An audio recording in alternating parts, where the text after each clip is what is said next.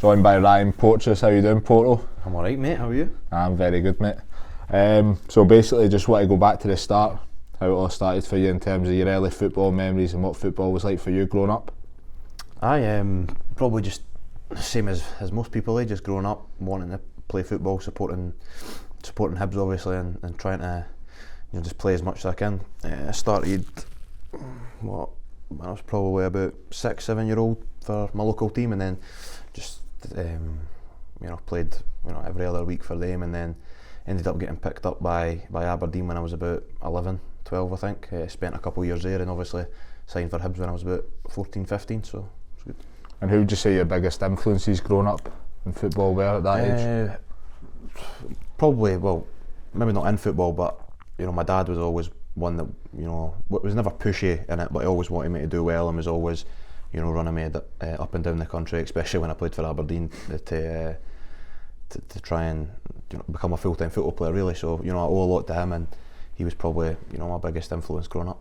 And as you said, started at Aberdeen, moved to Hibs. How does that come about, moving to Hibs, leaving Aberdeen? I think so. When I was up there for about a year, Hibs were trying to sign me because I think they knew I was local, and they knew that me and my dad were big Hibs fans, and I think my dad said it to me. At the time I didn't actually want to come because I was playing with my pals at 12, 13 year olds. You didn't really want to leave your pals, and I think my dad eventually just said, listen, you're going, and that's the end of it. Probably because he was having to drive through to Aberdeen every other week, but listen, it was obviously the right decision, and not really looked back since.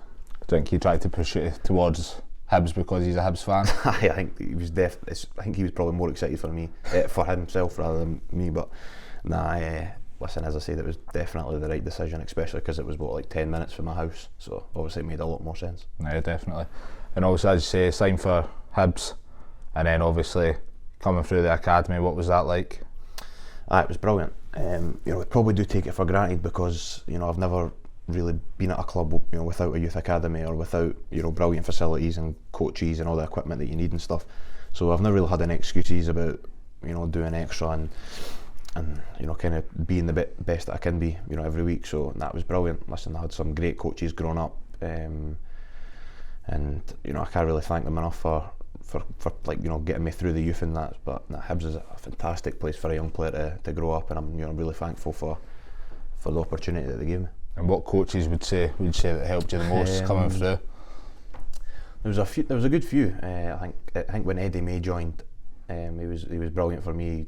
He kind of just made me into it, because at the time I wanted to try and play other positions like centre mid and stuff like that, but he kind of just came in and says, listen, you're a centre half, you like to head the ball too much, not to be a centre half, and not really look back. But he was brilliant for me, still is now. Bouzellon, obviously he was played for Hibs, a brilliant player, and I think he had to retire early with injuries, and he came out to help our 14s, 15s team. He was brilliant. He took part in training, and he was absolutely amazing. And I think he's assistant manager or first team coach at Hamilton now. So I think he's doing well, and he's a brilliant coach. I'd definitely like to work with him again. You say you started at centre mid? Centre mid? Not too sure about that one. Definitely, I was, I've not got the legs for it now, but I used to like playing centre mid and that, getting amongst the goals and everything, sort of decent. Tidy on the ball? Very tidy on the ball, always tidy on the ball, Ross, you know what I mean? And obviously it was first team players that you obviously touched on Bouzellon. Was there any first team players that would come down and help you watch the games, that sort of thing? Kevin Thompson was probably one at the latter stages of his career, would come down at 17s, 18s level and help out, probably obviously for him to get his coaching badges and stuff. But he was brilliant as well. I thought he was probably in the running at the time to get the under-20s job, but he didn't, and I think he went to Rangers, and now he's doing really well there. So he was brilliant. But and obviously when I started to go up under 20s, under 21s, Dave Gray would help out, Darren McGregor would always be the kind of people that would always come down, help out and try and get the best for you. And they're still the same now. They're obviously playing the same team and they're mates with them all now, but listen, they're really selfless in the way that they want to go about their business and try and help young players progress. Definitely. At Hibs in the academy, was it the usual, maybe doing some jobs and doing ball boying at the weekend, that sort of thing? Aye, so we used to be ball boys in that, like growing up, kind of like 14s, 15s. We always used to be the ball boys in that, and then I think probably about the year before the Scottish Cup, we were maybe still the ball boys, and then a couple of years later, you're training with the folk that you're running about the pitch for, try to get the balls in. And to be fair, it's the same now. I think there's a young lad, Ethan Laidlaw, that's training with the first team now and amongst the squads. He was actually on the bench on Saturday, and I think he was a ball boy last year at one of the games. So it just shows you how the turnaround for being a ball boy at the side of the pitch to then being on the bench in a Scottish Cup semi-final. So it's a quick turnaround, especially at a club like Hibs if you're good enough, you're old enough. Presume doing all the ball boying and that sort of stuff keeps your feet on the ground as well. I think it's important, especially in this day and age, but it's kind of coming out it a little bit, I think. Especially our changing room and that. Most changing rooms now, all the first team boys are maybe a bit too nice to young boys coming through and that, but I think it only helps them. It's a good changing room we've got at Hibs now, and we don't want young boys coming up feeling threatened or feeling like they don't belong here. Obviously we want them to come up and do well, and obviously have that bit in nerves because it's natural, but we want them to come up and you've seen it like Josh Lloyd this year. He's came up for being kicked on massively, and he's got that Writers' Young Player of the Year, and I think obviously it's credit to him massively, but it's also credit to the changing room and the boys, the coaching staff, that a young boy can come in, feel so confident and just fit in naturally, like he's played there for years. And I think left backs have tried to outmuscle Louis Stevenson for that. It's been plenty have tried and failed, and I think Josh this year's, he's took that for his own, and I don't think Louis will mind me saying it, but Josh has had a fantastic season, and I think that jersey will be his. And obviously touched on sort of the environment at Hibs and what the first team players are like. Do you think that makes it a lot easier for the academy boys coming through and sort of coming into the changing room? Yeah, definitely. You've got a good crop of young boys coming through now. Maybe not ready to jump into the first team, but if they're around this environment, if they're around experienced players, maybe players like myself, but that are obviously younger first team players that have went through the same journey as they are trying to go through and going through right now, then it's always going to help. But now we've got a good group, player wise and staff wise. I mean, the coaching staff now can't do enough for all the players, whether they're experienced players, young players, or the players that are really just breaking through. So now we've got a good setup right now at Hibs, and long may it continue for everyone.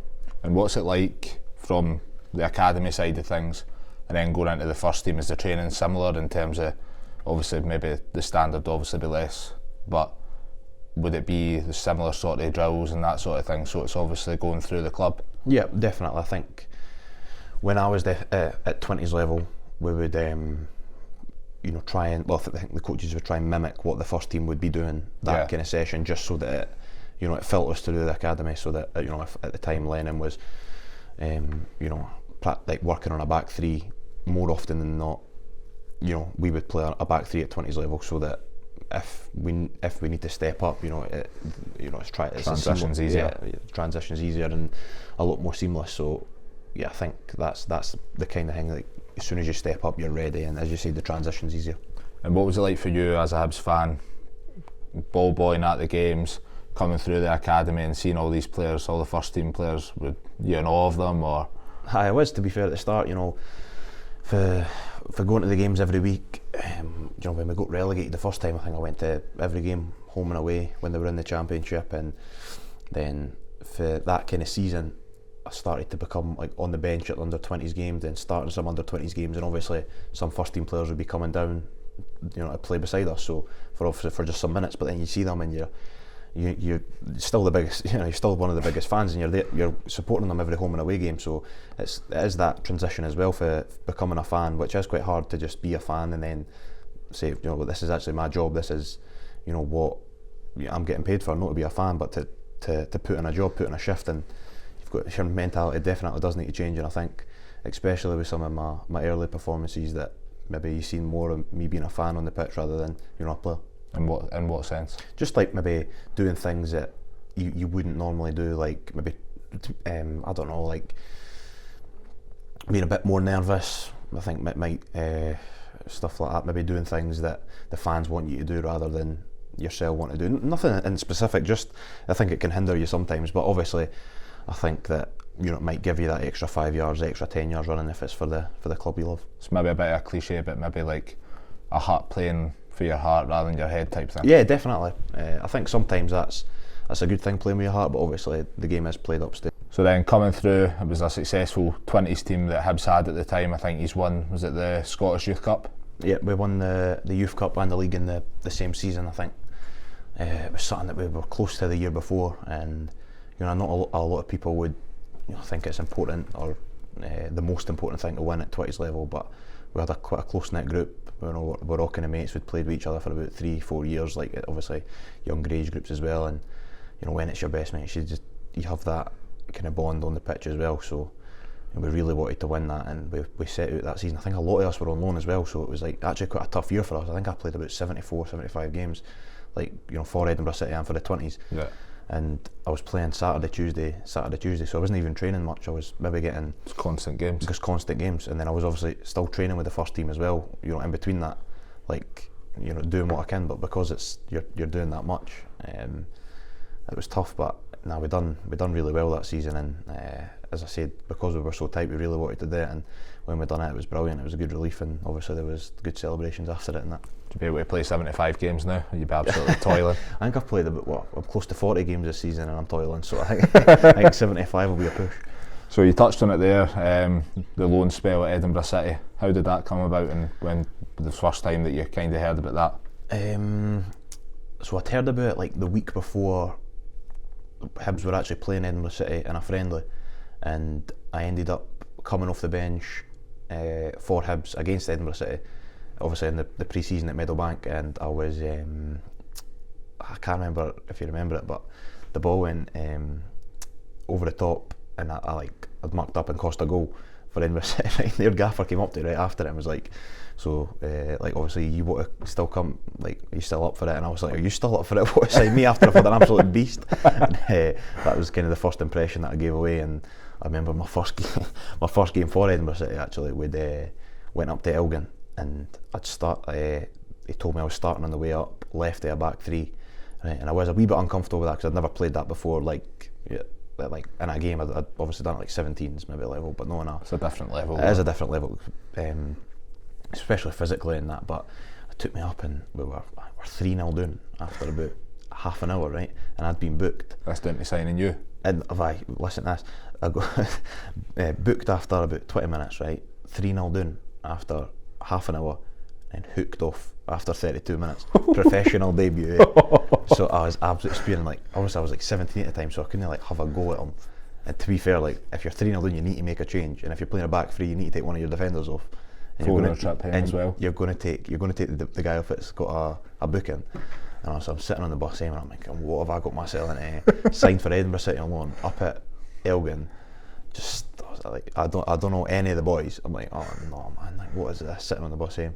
But then I never played for the next couple of games, and then ended up playing the majority of the rest of the season and getting Player of the Year. So it was a good turnaround, like, but it was a shaky start to say the least. Was it always a plan for you to go out on loan?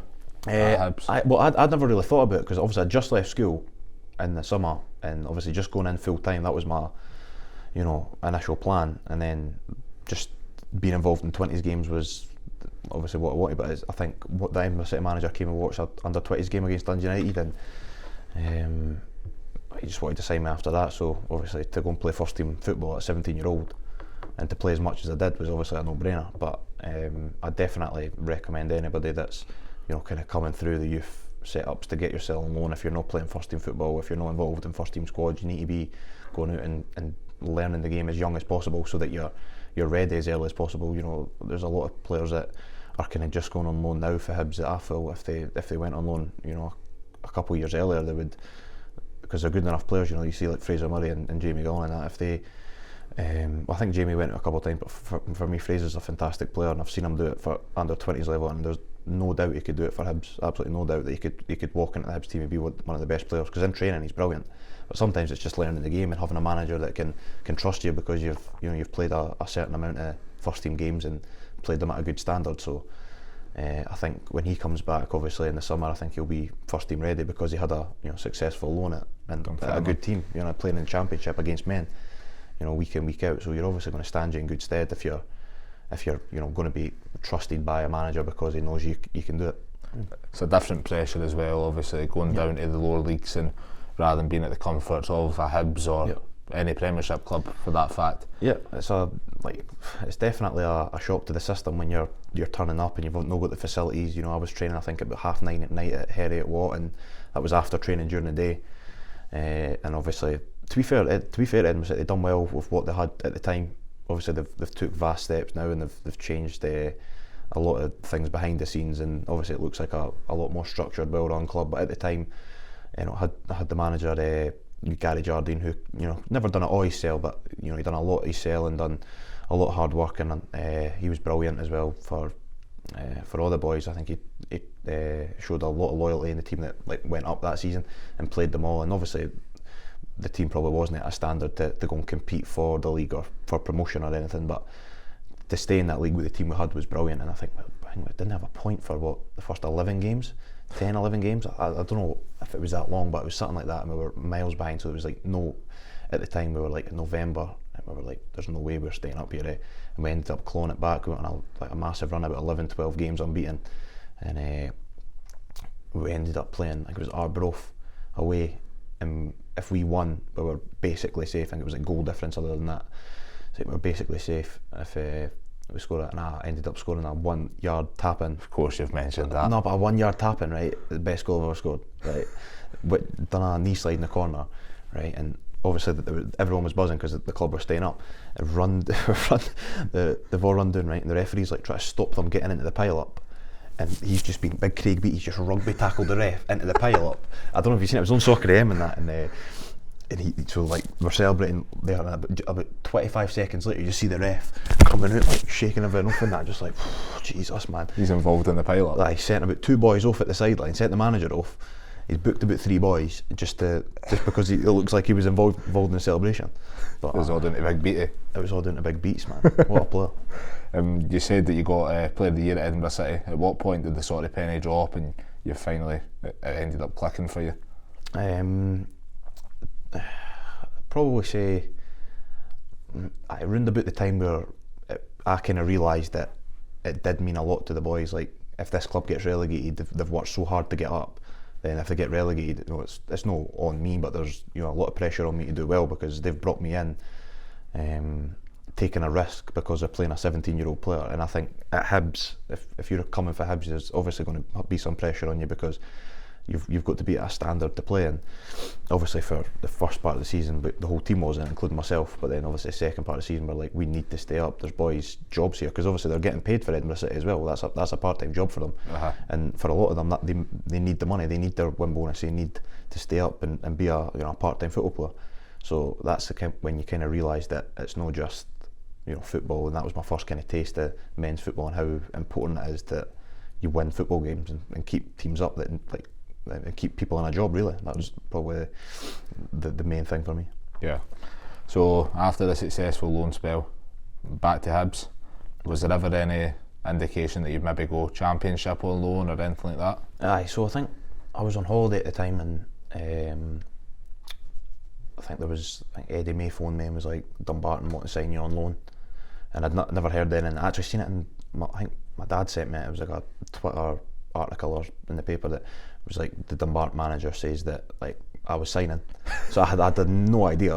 I had absolutely no idea. I think I'd wake up one morning and Magaluf looked at it, I was like, brilliant, I'm signing for Dumbarton again. And no disrespect to Dumbarton, but it's the last thing you want to see with a hangover in Magaluf. No, listen, now to be fair, at the time I was actually I think I came out a Championship team, that would be good to go and get play minutes, and especially at that level, at 18-year-old, it's another probably gamble for Dumbarton.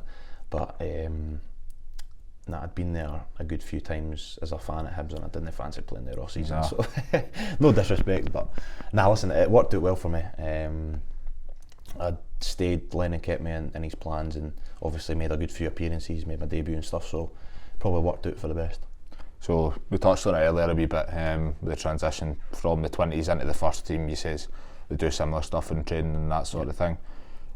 how did you end up getting sort of chucked in at the deep end? Obviously your first team debut, how was that? Obviously, like the first team debut, like in the League Cup and stuff, that was all right because you were, obviously again no disrespect, but you're playing against like Arbroath and Montrose and stuff. Which you'd been doing anyway. Which I'd been doing anyway. So I was kind of used to the players that I was playing against, and it was, I was seeing familiar faces and kind of knowing what I'm up against, and you're obviously playing with, a lot better team, so you kind of get people to drag you through games and stuff like that. But I enjoyed that first part, and then obviously my first league start at Ibrox. Were you laughing for? No, I was just saying this. I was going to say that. Aye, first league start at Ibrox, chucked in, and I just getting chucked in. Like looking back, I think I was a bit like naive to think that I was ready at the time. But when are you ever going to be ready to start a game? At Ibrox in that high pressure situation, and again, we kind of went there with like a very, very makeshift team. Well, makeshift defence. I think we had Effie Ambrose right centre half, me, Louis Stevenson, and then Brandon Barker left wing back, Martin Boyle right wing back. So no defensive minded full backs. And then we had Marvin Bartley sitting, which was obviously good defensively, and then John McGinn, Dylan McGeoch, Scott Allen, and then Canberra up front. Brandon Barker goes off after 2 minutes, and Jamie McLaren comes up. John McGinn's playing left wing back, and honestly, it was like it was the most one-sided game I'd been involved in the first half. Like obviously, like the first 15 minutes, I was really nervous, and like I'd gave away a couple of chances they could have scored, so it could have went like the complete other way. But Marciano made a good few saves, and then other than that, we walked in at half time 1-0 up, and I tell you, it should have been about we should have scored about 3 or 4 goals. McLaren missed. Well, I think Canberra could have passed it to McLaren, never should have scored, and Lennon was like, if we don't win this game, it'll be an absolute travesty. And I'm thinking to myself, like, growing up watching Hibs at Ibrox, it was never we're going there and we're going to win. Do you know what I mean? But with his mentality, it was, if we don't win this game, it'll be a travesty. And I'm thinking to myself, I was like, how is his mentality like that? But then it just kind of seeps through to all the team, and like we conceded a goal, and then we went right up the park again and scored. Like that was just the mentality of Lennon. The mentality he installed in the team was just like it's relentless, and you go there to win. And obviously sometimes it didn't work out when we did go there, but in situations like that, it was just like try to get in your head and tell you that you will win, and we obviously did. At what point did Lennon tell you were starting at that game? Pull me in on the Thursday, and obviously the game's on the Saturday, and he was like, right, sit down, son. So I've sat down on the couch, right, and bricking it. I'm thinking, what have I done here? Eh? I'm like, I've done something. Oh no, what have I done? What have I done? And he's pulled me in, he sat me down, and there's like obviously the Gary Parker, Grant Murray, Eddie May, and they've all just sat me down. He's like, listen, we're going to have to play it. It's like, no, I want you to play. You're starting because you deserve it. It's like, we're going to have to play it. We've got no one else. No, he was like, we've got no one else. We're going to have to play it. I'm like, sitting there, like, right. It's like, right. So he's like, you'll be playing in the middle of back three, Effie and Louis. I'm like, oh no. Again, like, I was like, this can't be happening. And then he was like, but you're ready. He was like, you've been playing men's football for a year. You've been training really well. The games that I've played with the first team, like I've obviously came on a few times that season in the league, and I was like, you've done really well, and you deserve to be involved, and you'll do well. So obviously for then you're like, right, come on, if he's saying that, then I will do well, and kind of went in with my mentality of like just try to treat it like any other game. And as I said, it was probably a bit naive, but it worked. And the first 15 minutes were shaky, but I ended up like walking away with, I think it was all the boys in that were saying that I'd done really well that day, and probably looking back it wasn't so good, but just because I was young and getting chucked in, it was some experience. At what point did it sink in, oh shit, I'm actually playing in front of 50,000 folk at Ibrox? When you could see the noise, so like they're singing Simply the Best when you walk out, and it's like, I'm telling you, it was like heat waves of noise, and it wasn't like a roasting hot day, it was just heat waves of noise, them singing, it was wild. And but as I said, it was the experience that set me up, I think, very well. I know you touched on Lennon there. What was he like to play under, and what was he like in training every day? It was different to what I'd obviously had growing up, but there was a real intensity about him, a real personality about him. I think you were always always had the nerves about him, and I think you need that.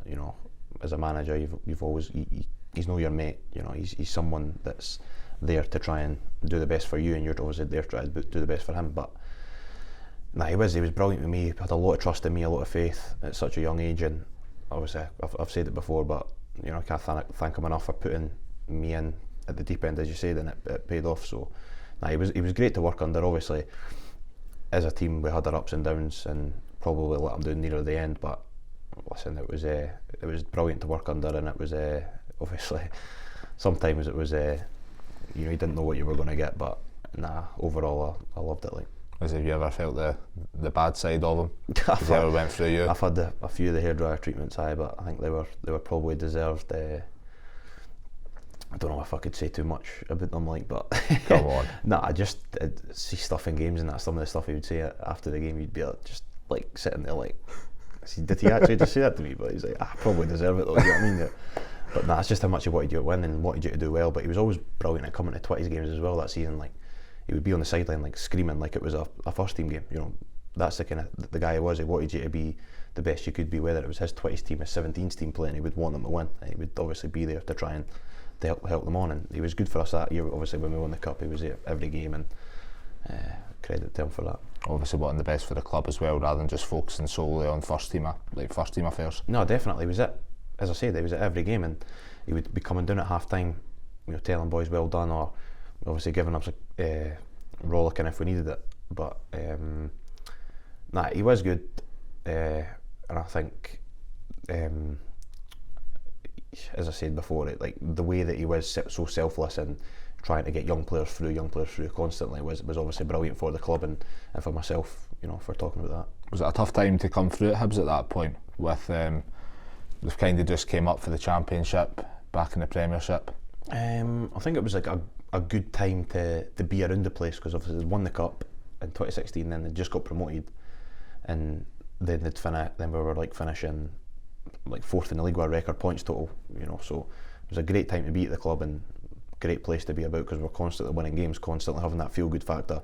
And then obviously when things don't go so well, that's when there's probably more pressure on you to try and step up as a young player. Like, so that season, you know, when I kind of first started breaking through about 18, 19, I think we were like 6th, 7th in the league, and it wasn't good enough, you know. But we got some big results as well. And, you know, we beat Celtic 2-0 that season, and that was probably like when I started to kind of properly break through and try and, you know, get that first centre half spot, really. Is that when you started to feel comfortable in and around the first team? That's when I first started to feel like it was... You belonged there? Aye, like I needed to show up and perform rather than just come up here and make up the numbers and be the young boy that's just trying to break through, rather than like obviously having broken through and you're just trying to get that mentality. But as I say, it is all a mentality thing, and as soon as you overcome that, being a fan, being a young boy growing up, to being a first team player and playing week in, week out and having to perform for the club, you know, it does change things. You spoke about John McGinn earlier. Obviously he's went right to the very top. What did you know? Well, did you kind of sense at that point that he was capable of doing that? I know it's a difference. I think he would admit that. I don't think he would say that he would have been in the position he's in now from, you know, a few years ago. Obviously, everyone knew the qualities that he had. You know, I think when he go to Celtic Park in Ibrox and he would dominate a midfield by himself. You know, he would do a two-man job, and that's just the kind of player he was. So we knew he was going to definitely go make that next step and play at the top level. How fast it happened, and then for the next against season to be scoring winners in the playoff final, getting promoted, and scoring the first goal at the Tottenham Stadium, and that, like, you know, it's mental. And he's kicked on it. He's just a role model to a lot of people, that young players that, you know, maybe don't feel like they can make the step up. You know, John was playing Championship football for Hibs, and then 3 years later he's, you know, top man for Scotland, and the top man, like one of the top men for Villa, one of the best midfielders in the Prem. You know, so he's got, it's what you aspire to be coming through Hibs and coming through youth academies in Scotland. And as I said before, it's just someone that you've got to look to try and model yourself. And coming through at the time, and probably even now as well, who would you say the main mentors at Hibs for you are? Obviously, I've said it loads that all the older boys are brilliant with trying to give advice and stuff. But if I was to say right now, I think, you know, Martin Boyle for me is brilliant. You know, he's someone that he is a senior player in the team now. You know, he's 28 and he's played a lot of football. He's obviously won the cup with Hibs as well, so you've got to take that into consideration as well. The way that he treats young boys is brilliant. The way he takes them under his wing and makes them feel comfortable in the dressing room is, especially with me being like 20, 21 year old at the time, you know, he would just treat you like he was your, you know, not your best mate, but just treat you like he was, you know, one of the boys, and it kind of makes you feel welcome. But for me, he's an important part of that dressing room, like right now, and I think you need the kind of people, you know, definitely in and about them. And around the club as well, it's important. Definitely. Makes it easier for everyone coming in. So what would you say about your Hibs career so far? I loved it. It's like, you know, I know it's cliche as I said, but it was a dream come true to even make my debut, never mind play, you know, almost 100 games for the club. And obviously I had my injury problems, that could have been a lot more games, but you know, now I'm getting to that, you know, 40 game mark of a season, exactly what I wanted at the start. And you know, we've got the Scottish Cup final next week. No idea when this interview is going to come out, if I should even be mentioning that. Just didn't touch on that.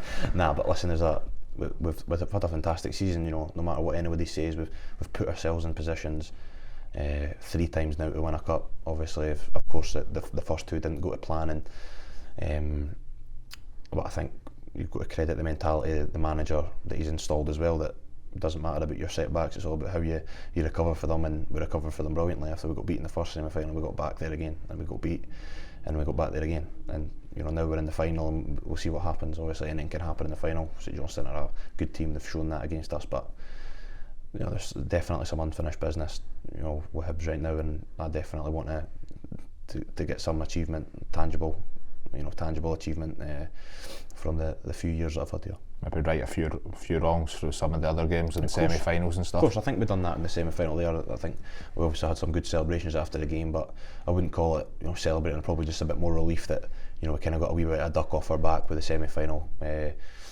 semi-finals this season. But we need to go and put on a good show in the final. We know that we're good enough to win the game, but obviously it will be a tough task, and you know, we want to make history again. I've seen people lift that cup before, and now they're legends, and it's something I've always wanted to do. If you asked me at the start what's the one thing you wanted to do in football, it'd be win the Scottish Cup with Hibs. So you know, it's a good chance that it'll you know, we've put ourselves in a fantastic position to do it, and now it's all about, you know, just making the most of the opportunity we've got.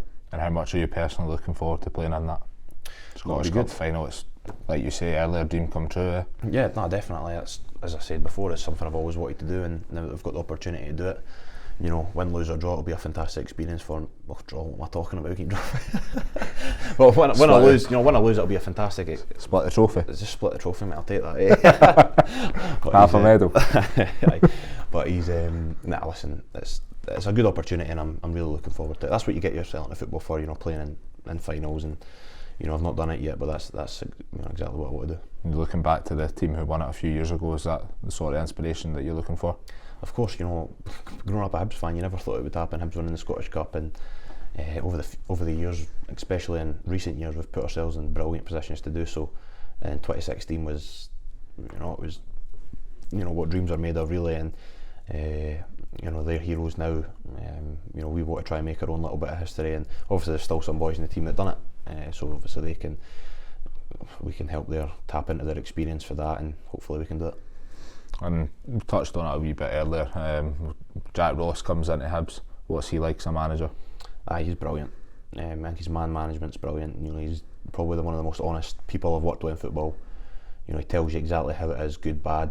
You know, he kind of pulled me in at the start of the season, told me exactly what he wanted for me, and you know, I wouldn't say that it's all happened, but you know, he's very honest, but he's very accurate with what he's coming out with. You know, he says this: if you do this, that, and this, the next thing, you will get the rewards for it. And I've seen it this season. You know, he wanted me to make a Scotland squad. I did.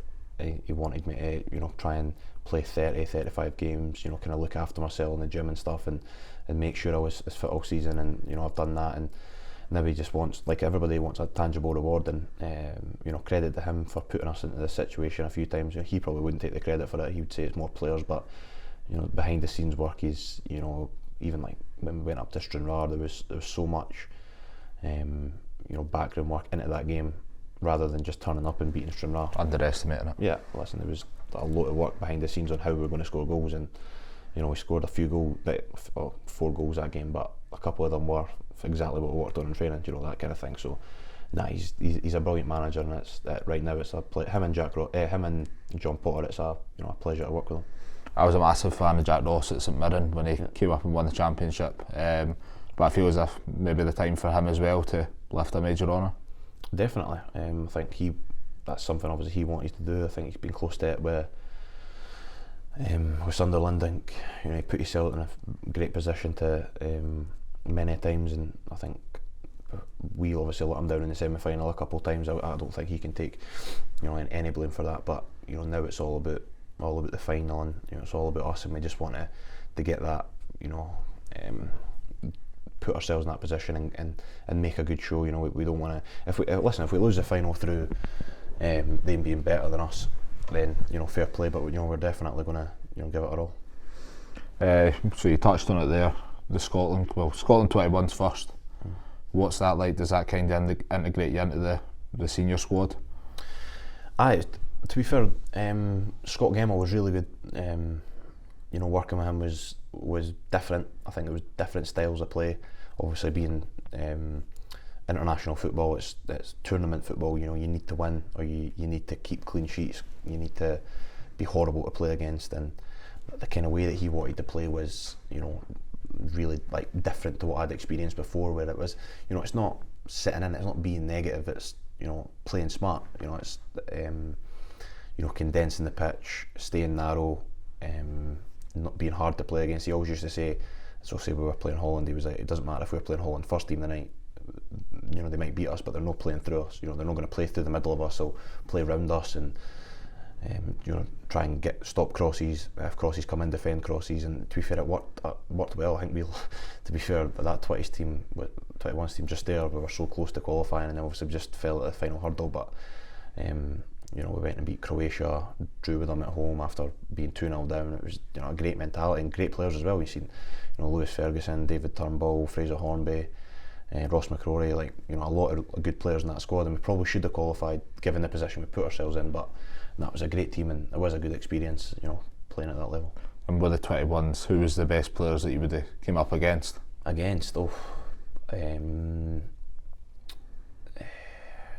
19s I played against Haaland, Havertz. With 21s I think I played against Tammy Abraham, Foden came on and scored a free kick, I think, just world class players now. So you're going to claim that you bullied Haaland? Definitely not claim I bullied Haaland. They scored 5 goals in 2 games against me, so but Tammy Abraham never scored against me, so I'll take that one. So how does it come about that you get the Scotland call up? How do you first hear about it? So I was the first time was when I was away with the 21s, and Scott Gemmell kind of texted me saying, can you come up to reception, and he just says, shook my hand and was like, congratulations, that's you making the step up. And at the time I didn't really understand what he meant, but then obviously it clicked, and I didn't really know what to say. I just was like thanks, I'll go and get my stuff. And that went and got my stuff, and I phoned my dad and that, and was like, that's me called up to the first team and that. And obviously he was chuffed, family were buzzing, and it kind of didn't sink in until you're on the training park and you're at the game and stuff like that, playing with these players that you normally watch on TV. So it was a great experience. And obviously the second time I was on the golf course, I had no idea that I was getting called up, and my phone just blew up. And everyone was texting me, phoning me, saying well done, and I honestly had no idea what they were talking about, because I didn't have any signal on my phone. No one told me. So usually your agent would text you, or someone at Hibs would say listen, you're going to get called up. But when it got announced on Twitter, I found out when everyone else did. So it was a nice wee surprise as well. I think obviously Hibs maybe kept it for me just so that it would be a nice surprise. But it was a brilliant experience. At that level, it was an eye opener, really. And what's it like turning up at the camps and you see people like Andy Robertson, Kieran Tierney, all those sort of big names? It was good. Training beside them was probably the most, the biggest eye opener. Just the standard and the pace that they trained at every day. Obviously, at first I thought maybe it's just because they really want to impress the manager because it's a short period of time you're training for to try and make the team. But then I spoke to John McGinn and he says, "No, mate, this is what it's like, every day, like down at Villa." So you could only imagine what it would be like at Liverpool every day, Arsenal every day. So these kind of players that you've got to look at, and I kind of went back to Hibs and was like buzzing about like training at like a really, really like high intensity, but then you kind of just like take yourself down a bit because it's club football and it is different a wee bit. I think that's something that Jack Ross tried to implement, because obviously he's seen it at Sunderland, maybe boys training at a high level, high intensity, and he wanted to try and get that up to the standard. And now, to be fair, it's not far off what you would see. Obviously quality wise is a bit different, but the pace in which we train at and the quality which we train at is definitely at a higher standard than what it was before the gaffer came in. Do you think that training with Scotland and, like you say, the standard and the sort of demands that every player will put on each other, do you think that when you went back to Hibs that made you want to do that to the players there? Aye, definitely. So after my first call up, I came back and it was kind of like the gaffer and John Potter's first training session that I was in it, and like I think they could see, like the gaffer kind of pulled me. He was like, "Listen, that's what it's like at international level. You'll come back and you'll be like at that standard, and just try and keep it at that. Don't come back down to what you were training at before. Try and keep it at a high level." And as I said, that's something he tried to implement throughout the season. I think we've got that now. And how would you say it compares in terms of, obviously the quality will be sky high compared to some club level training? Yeah. How would you say it compares in terms of standard, demands and quality? I think there is a big difference. No disrespect to anyone at Hibs, but obviously everyone knows that these players are playing in the Premier League, Championship, week in, week out, and playing at a top level. And if you're a top player playing at a top level, you need to train at a high intensity and high quality. And that's, as I said, that was the biggest eye opener for me, seeing that every single day, week in, week out, and it was probably the best thing that could have happened to me, seeing that. And obviously the second time I went in, I was a bit more ready for it. But like the first training session with Scotland, I couldn't believe that, like how fast and how intense they were training it. I presume you'll have intentions to try and break into the Euro squads. Oh, definitely. I mean, I think I've had a good season. I think I could have been better, but I think everyone, obviously, you always want to strive to be the best you can be, and obviously there's been points of the season, highs and lows, but I think overall I've had a good season. And listen, there's still 3 games to go to try and put my name into the hat. And listen, there's great players in there. You've got players, Hanley that's playing in the Championship week in, week out, and Tierney, Cooper, the players that are playing at the top level, and you just want to try and get close to them. And if I can put my name into the hat, even if Steve Clarke's thoughts, then that's a win for me. And even if I don't make it, I'll still be buzzing like everyone else will be for that game at Wembley. And what's your own thoughts on the Euros? What are you thinking? How do you think we'll do? I think we'll actually do well. Speaking as a fan, obviously, rather if you were as a fan, I think we'll do well. I think the way that we do play as a whole team is like a different mentality than what it was before. I think we've got some top players that are playing at a really good level and that can drag us through games. And obviously with Shea Adams coming in now, there's another player that's playing in Premier League week in, week out. So I don't think we're, quality wise, I don't think we're too far away for the other 2 teams in the group. But obviously England will be a different kettle of fish, but anything can happen in like these big rival derby games. So that'll be the one that everyone's looking forward to. I definitely can't wait for it.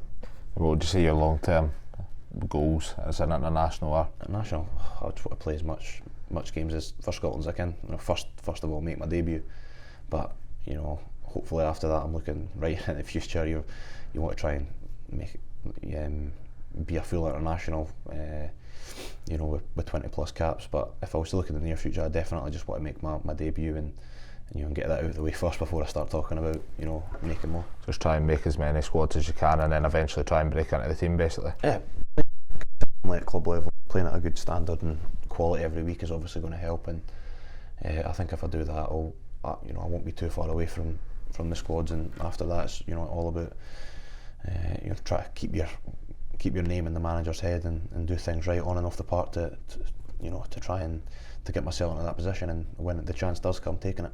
And training with these players on a regular basis, if you were to go out and go into these squads regularly, you would obviously, that would improve your standards massively as well. Of course, and you as a player. Yeah, it's the experiences of playing and training with these players are obviously going to rub off on you and help you. So, listen, I've enjoyed the time I've trained with, Premier League players like, Robbo, Tierney and McGinn. But listen, I want to get myself back into that position by playing well at club level first and foremost. And obviously, I said there's 3 big games, and all I can do now is play consistent and do really well for the next 3 games. And going back to Hibs, obviously coming through the academy and that sort of thing, I presume you'll think you've got a lot to thank Hibs for. Yeah, listen, I think every young player that's coming through a set-up has got to thank a lot of people. I think I'd be here all day if I was to name every single coach and every single person that's helped me along the way, but I think they know exactly who they are. Listen, it's a fantastic place for a young player to grow up, play football and learn, develop and stuff like that. So they're in a great place right now. The way that they do it, the way that they're running, it's showing now when you've got me, Josh Doig, Fraser Murray, Jamie Gillan, top players. You've even got 16-year-olds making bench in Scottish Cup semi-finals. We're doing something right then. Not a lot of teams have that. So obviously I've got a lot of people to thank, but they're such a well-run club that that they're going to have a lot more than me coming through. I can guarantee you that. I didn't actually mean the football side of things there. I was mainly talking about the big pricey Merc that you drove in, but we'll leave that out. Top man, thanks a lot for coming on, mate. No worries, mate, anytime.